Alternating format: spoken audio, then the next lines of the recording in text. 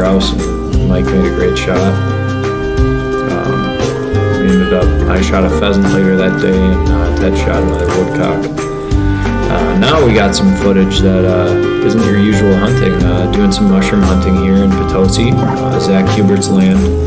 Some of the best morel hunting probably in the world.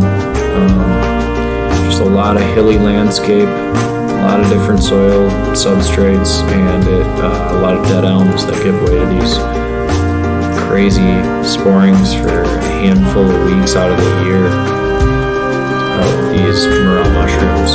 Some of the best mushrooms that you can find.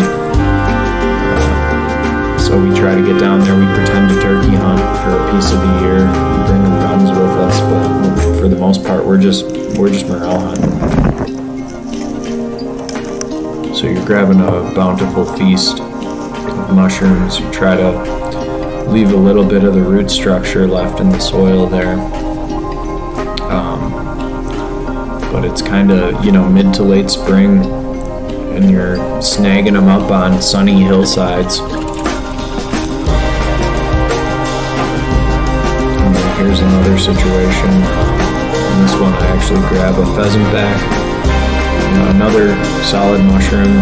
The mushroom itself kind of looks like the covert feathers of a pheasant, which is why it's commonly called pheasant back, but also called Dairad's saddle. But it ends up being a really tasty mushroom.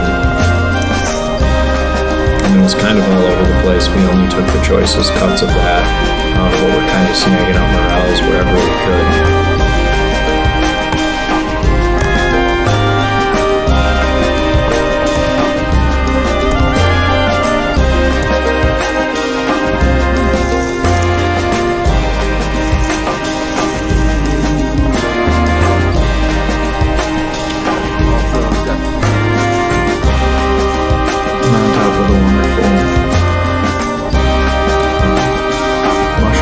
It's also some pretty darn beautiful land for deer as well as all sorts of different mushroom species and nut species and berries.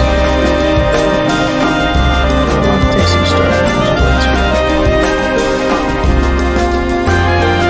I shot my first doe, my first deer I ever harvested was Potosi woods there. That was a 4-year-old doe. Season at the end of the year. So I have a lot of appreciation for this thing.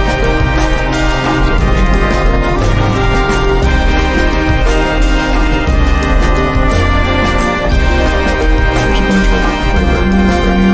And the biggest morels right there that I picked. Called out to Zach and showed him.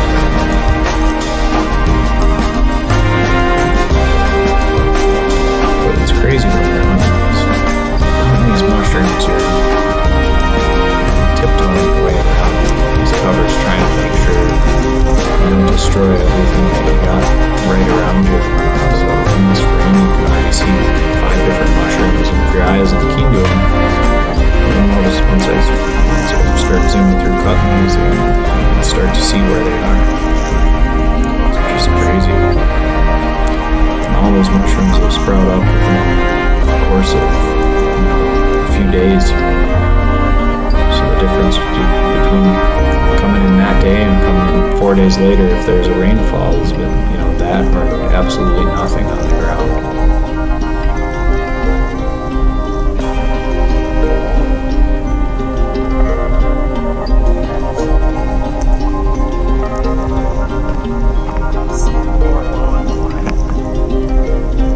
Tell how early it is in the spring by how undeveloped that understory is.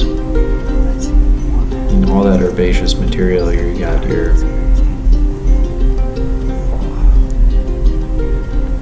orange jewelweed and your viburnums and your lilies and all that, just growing real small. We also do a little bit of digging of ramps in this area,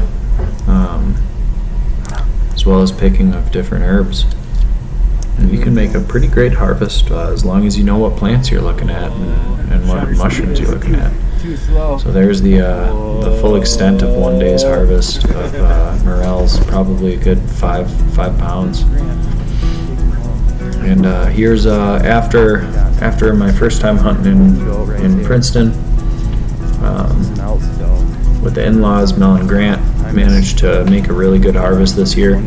So Melanie shot a doe, Grant shot a doe and a fawn, and then also a nice buck towards the end of this. There's Mel's doe. Then he shot a really good buck. I ended up seeing the same buck. I shot it, nicked its throat. It made its way past Mike after that, and then it was between Mel and Grant. Each of them had it in their scope, and Grant pulled the trigger on it. Really nice 9-point buck here, probably 3.5 years old. You can see the little blood where the neck wound was there. You can see its little back wound there on the shoulder. It had been shot by a bow hunter beforehand, and Grant finished the job. Just a really good looking deer out of Princeton. Tons of different deer out there. They give you 4 doe tags for free in that county, so trying to do a good job pulling some deer off that land. And we would continue to harvest deer the next year. So thanks for watching. A lot of good footage. We'll be trying to grab more as the years go on.